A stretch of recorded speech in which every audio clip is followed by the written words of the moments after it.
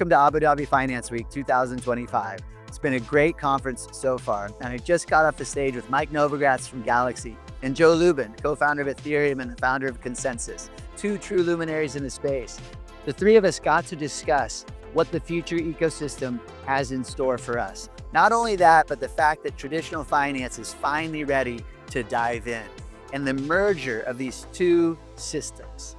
And the best part about it is that stablecoins truly are the narrative. So everyone's excited about Stablecoin 2.0, the evolution of the stablecoin, and what STBL has to offer. The fact that all collateral can now be on chain. The fact that the yield now gets stripped and distributed to those people who put that value into the community. So there's a lot more in store in 2026. Really excited to share with you what the future holds.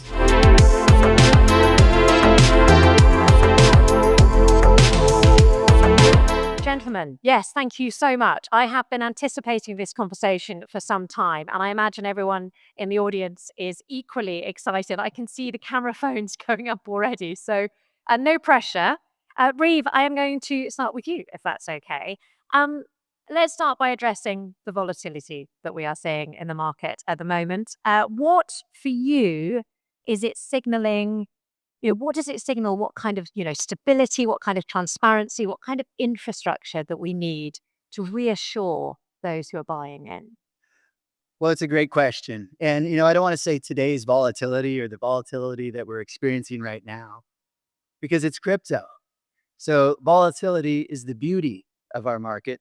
It's also the pain. And we can look back over the 10 years and see the ups and the downs in the market and know that crypto has always weathered the storm.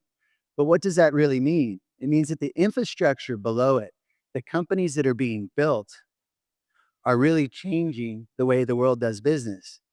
We've got Mike right here who's invested in some of the best companies in the ecosystem, and Joe who's built some of the best companies in the ecosystem. And so what it really means is that innovation and that foresight and that ability to create technology that's going to change the way the world's financial plumbing actually operates. That's the longevity. So the volatility is just on the surface, but when that technology continues to perform in the way that it has, that's what gives the world trust to know that it might be down now, but eventually it'll be up and to the right. Mike, with your decades of investment experience, your pedigree, given the mix that we're seeing at the moment of inflation pressures, of shifting rate expectations, and geopolitical shocks, what signals matter to you most when it comes to choosing where to put your money? It's a big question. Listen, I mean, from a macro perspective, markets go on long and big cycles, and the cycle is often determined by the central bank of the United States, right? The Fed. There's a big Fed meeting today, 2:00 New York time. That'll probably cut rates, and that'll send a signal to the whole world. And so we've got this big cycle. The reason crypto exists really is that Satoshi and then the followers of Satoshi sense that things were getting carried away in this credit cycle perpetuated by the US and the West. And you had this 2008 financial crisis that was solved by jamming lots of liquidity into the system. And then you had a 2012 European crisis, which was solved by monetizing more assets. And each step of the way, central banks and ministries of finance, treasury departments, have monetized assets, have financed their way out of this gigantic, debt problem. And the debt problem gets bigger. And so we are close, a year, 2 years, 2 months, 6. You never know when these things end, to the crack, to when it breaks. And it's going to break because in the West, we have inequality like we've never seen, right? I remember I gave a speech at the Milken Conference in 2009, and I said, when inequality gets this bad, it ends in revolution. Well, that was 2009, and now it's 2025, going on 26. 16 years later, and inequality's gotten worse every year. And so how does inequality break? It usually breaks with revolution. It can be a violent revolution or it can be a peaceful revolution. We just in New York City elected a mayor who some people call a socialist or a communist, who broadly is just pointing out that affordability in New York City and in most of America has gotten really difficult for most people. And so that's the big cycle we're all in. Crypto came and said, wait a minute, Bitcoin specifically started in saying, hey, if they're going to monetize their way out of this, I want a place where I can store my hard earned work, the fruits of my labor in a community that I trust. And so we created an alternative money, really. You can call it digital gold. It was originally alternative money. And lots of other crypto ecosystems have showed up for that purpose. And so in some ways, it's the breakdown of this credit bubble in the West that gave crypto its right to exist. And so that's the big picture. I mean, I don't want to talk too long. It's the big picture of how I see everything. And it's why crypto has gotten to here. Now, next time I'm around, I'll give you the next chapter. Brilliant. And we will. Well, we'll head into that, but I have to get Joseph involved in this conversation. Yeah, Because can I go even bigger picture? do you, Yeah. You ask a simple question: why is there the perception that there's greater volatility in the world? So we can answer that with some deep structural reasons. We can go back to 80 years ago. We can go back for millennia. If we think about the current super cycle, which I would argue is a debt and monetary super cycle or a generational super cycle in a Strauss and Howe generations theory context. It's essentially about the fact that America came out of World War II with the strongest military and industrial base and set the rules, monetary rules for the globe. Um, and there was, if we go back millennia, we've been operating under a certain kind of trust, a top-down command and control trust, where authorities imbue intermediaries with authority and trust, and those intermediaries maintain ledgers of who owns what and who has what rights. And so that system of the world has been great for building civilization, but increasingly, it's very complicated and even terrible for the people living in that civilization. And so um, we've seen the current super cycle run 80 years, and technology is so powerful, and disparity in wealth has grown because of the technology. And so there's a real loss of trust in the system by the people in the system. And essentially, we need a new form of trust, a more powerful form of trust. And in 2008, 2009, Satoshi Nakamoto, the inventor of Bitcoin, invented something very profound, which is decentralized trust. Satoshi also showed us how to operationalize decentralized trust on a peer-to-peer network of independent actors that can process transactions. And so in the Ethereum ecosystem with the Ethereum technology, we took that insight and we enabled the application of decentralized trust to basically everything that you can imagine writing software for. And so the idea is that we have a new trust foundation for the planet. For the last 10 years of nonstop uptime in the Ethereum ecosystem, we've scaled it and we built decentralized finance at a second layer. And now we can move into different sectors of the economy. We can disintermediate certain intermediaries that have rent-seeking behavior. Intermediation is actually really good in a lot of ways if you add information, add value, reduce frictions. And so we now have this new trust foundation on which we can re-architect the world on sounder principles. just a quick follow-up question on that. What would you say are the strongest signals that the sort of underlying infrastructure for the sector is becoming more reliable? It's becoming something that more people can place their trust on? Yeah. So we have spent 10 plus years building this new kind of infrastructure for the planet, this new kind of decentralized cloud on which to run all of our applications. It is now scalable enough. It's scalable horizontally, meaning we can add lots of networks. We can add better technology, better hardware, vertically. So just like the internet, which can scale infinitely, now the Ethereum ecosystem and related ecosystems can scale infinitely to grow with the world. It's now affordable. It's very cheap. Block space is cheap. Transactions are cheap. It's getting very, very usable. And as we add artificial intelligence user interfaces to our wallets and to our applications, it's going to get very delightful to use. And AI is going to enable us all to level up in tremendous ways. And AI is going to heavily run paying agents with tokens and run on decentralized infrastructure.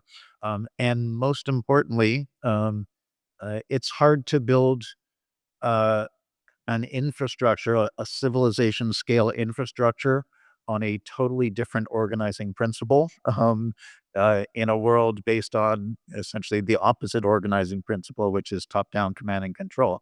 And so, for years, we've built enabling infrastructure, and now instead of governments like the U.S. trying to kill us or slow us down, we now have the wind at our back. And so, whether it's legislation or the stablecoin phenomenon, whether it's freeing organizations to use tokens, issue tokens, use DeFi, or bring in the best and the brightest builders into our ecosystem. We are surging. Let me hop on that for 1 second, because I think 2026 is a really important year. Crypto has been a story. It's been a story of what's coming and why we're such an important industry. And Joe's done an amazing job of giving the history of that story of why it existed. But practically, very few people, certainly in the West, in the United States, have an app on their phone where they use crypto. They don't have decentralized ticketing yet or decentralized finance yet in a practical way. Part of that is because it took a while for blockchains to get fast enough, scalable enough, and trusted enough to be used. And we're at that point.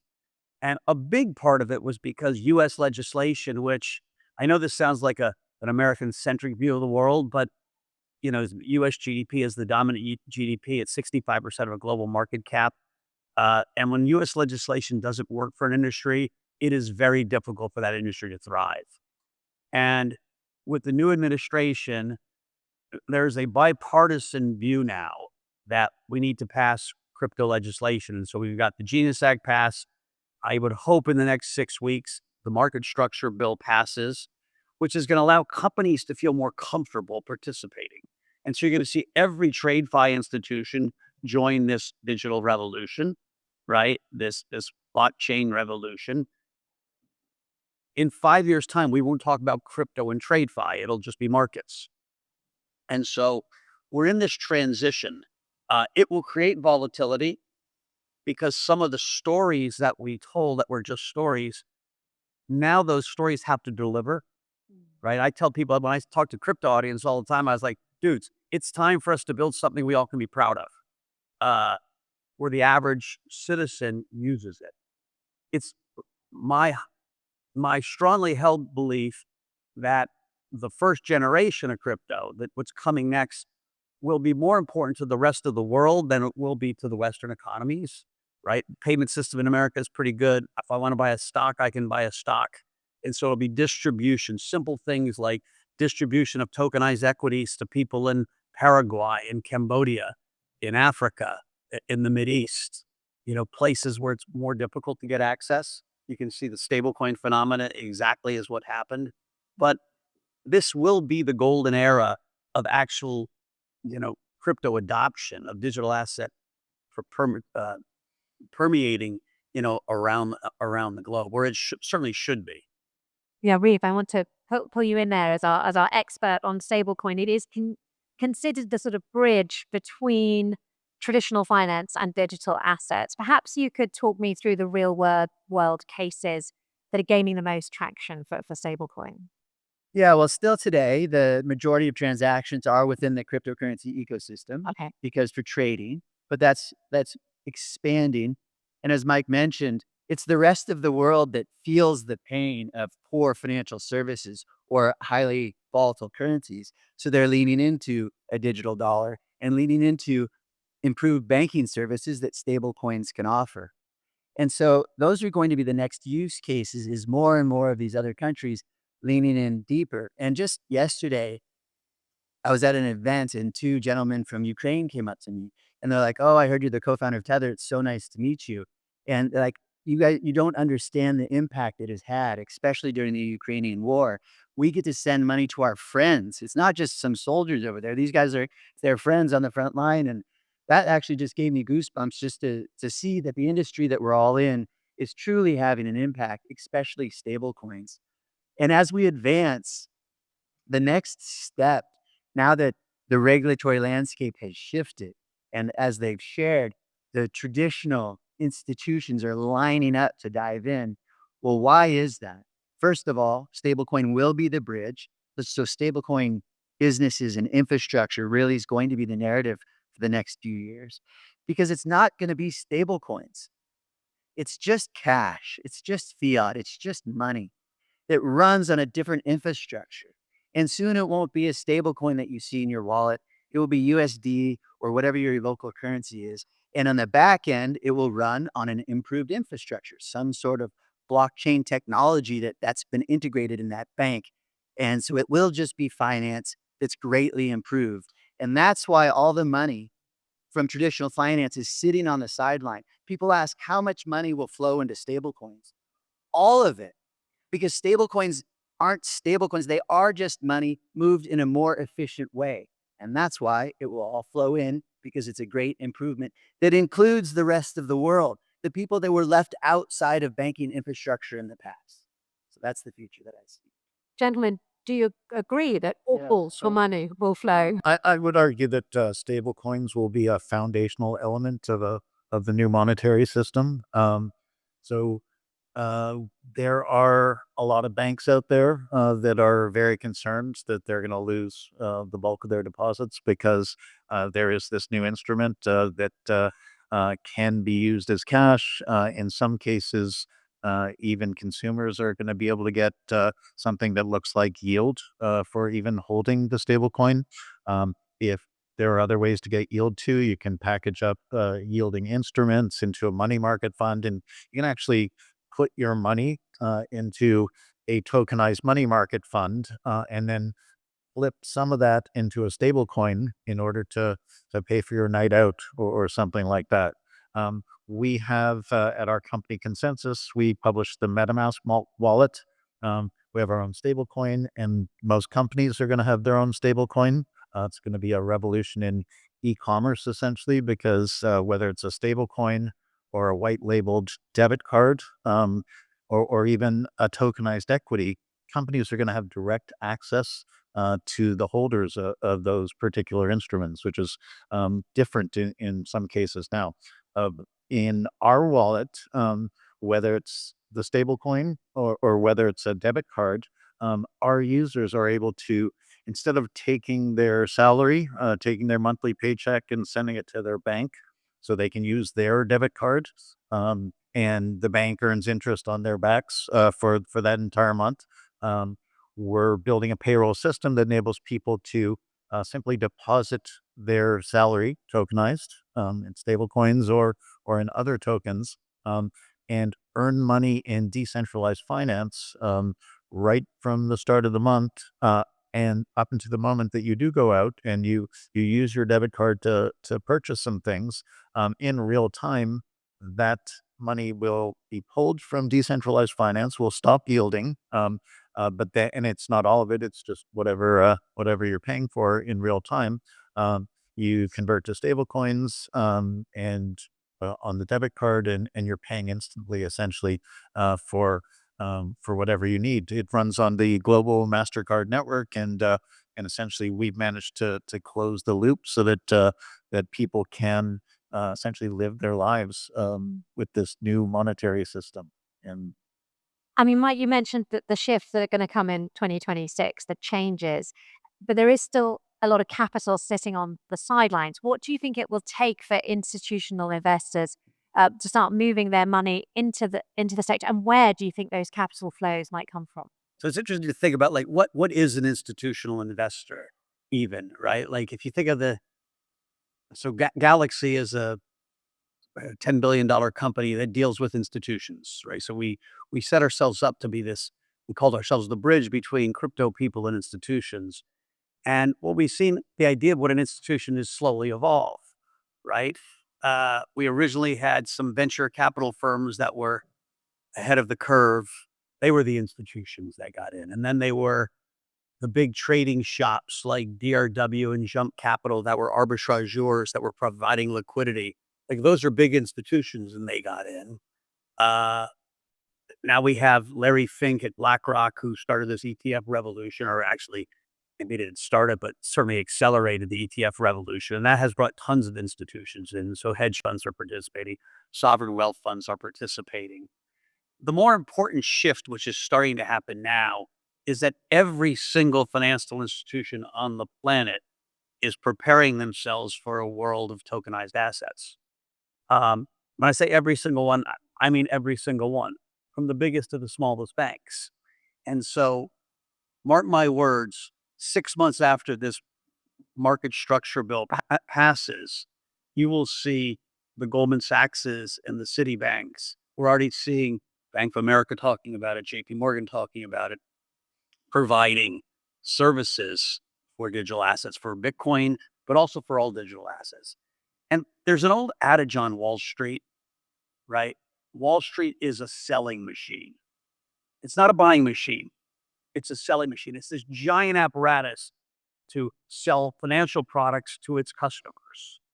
And so hold that thought and think about this giant group of financial institutions that are going to start being part of the selling machine. And so there is a wave coming where not just Consensus and Galaxy and Coinbase and the crypto guys are touting the merits of this new revolutionary shift, but every old financial institution is going to be part of that team. And so, again, I don't know if it's mid 26 or 2027, but we're at the starting point, really. Like I told my team when we went public, it feels like we just finished a marathon. We actually just hit the starting line. And as an industry, this is the starting line. And so, would it surprise me if it takes to 2027 for it to get going? No, things sometimes take longer, but it's impossible not to feel the energy at all these places picking up. Yeah, so we have hit the starting line, and the race is going to go very, very fast. We are seeing banks panicking because of stablecoins.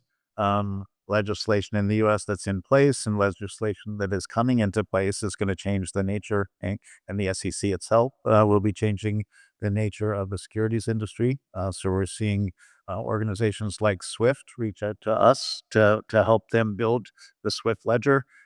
They did that because they're panicking. They did that because stablecoins are going to change the nature of banking. The big banks are going to be fine. They're really good at adjusting to things, but local regional banks, they were panicking, and so we have some solutions for them. We believe that they aren't going to need to custody everybody's assets in order to handhold their customers and to earn money from that. We believe the nature of identity is shifting in the world, and so a institution like a bank can be a data fiduciary, an identity fiduciary.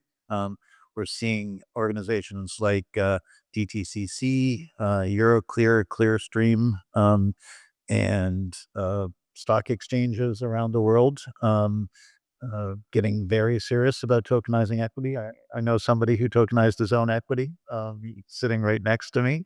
Um, whether it's payment versus payment or delivery of instruments, financial instruments versus payment, I think in the next 2 years, we're going to see the financial industry totally reformat itself.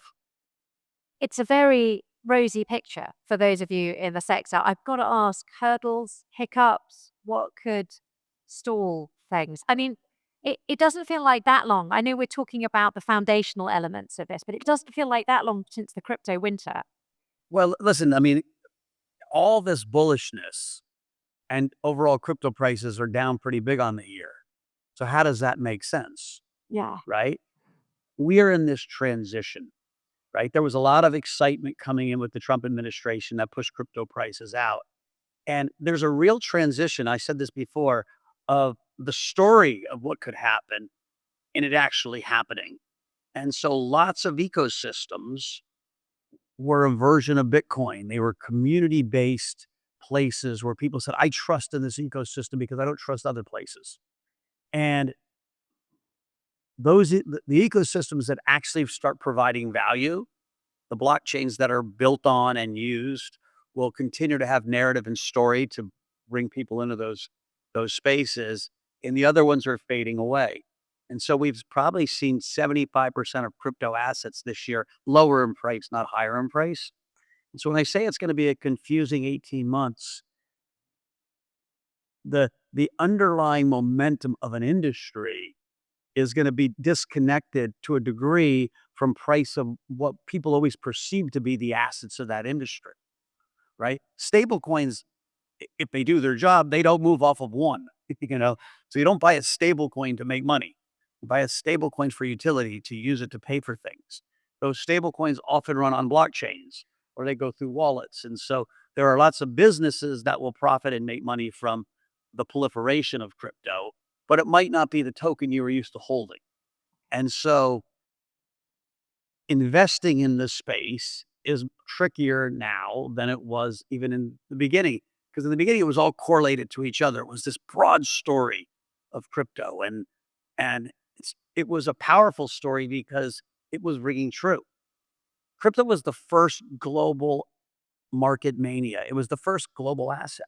Remember, U.S. stocks were U.S. stocks or Japanese bonds. They were localized markets, right? Crypto is a truly international market. And Joe told me early that MetaMask has people from 200 countries. And I only thought there were 196 countries. So he found four, right? Like in every part of the world, people are participating in this industry. And it's funny because we're all here in Abu Dhabi and we've flown around the world to be here. So we're globalists by definition. Most people aren't. And so most people are local. And this is really a global industry. Joseph, I'm going to come to you in a minute, but I'm aware we've got 4 minutes left. So I just want to get Reeves' response to this idea that, maybe the industry is underestimating the, you know, the challenge, shall we say, of scaling responsibility. And then I'll come to Joseph. We need to be good about our timings, otherwise they'll get very angry with me at the back. It is our job to underestimate the challenge of scalability, because if we didn't, we wouldn't do it.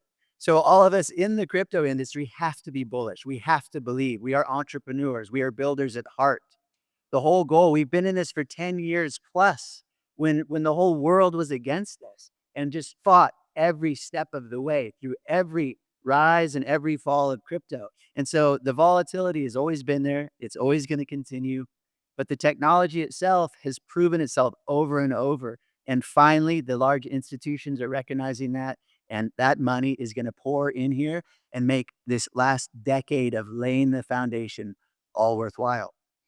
Okay, that I have to say, I mean, it's wonderful to hear the sort of the positivity and you're backing it up with such solid arguments.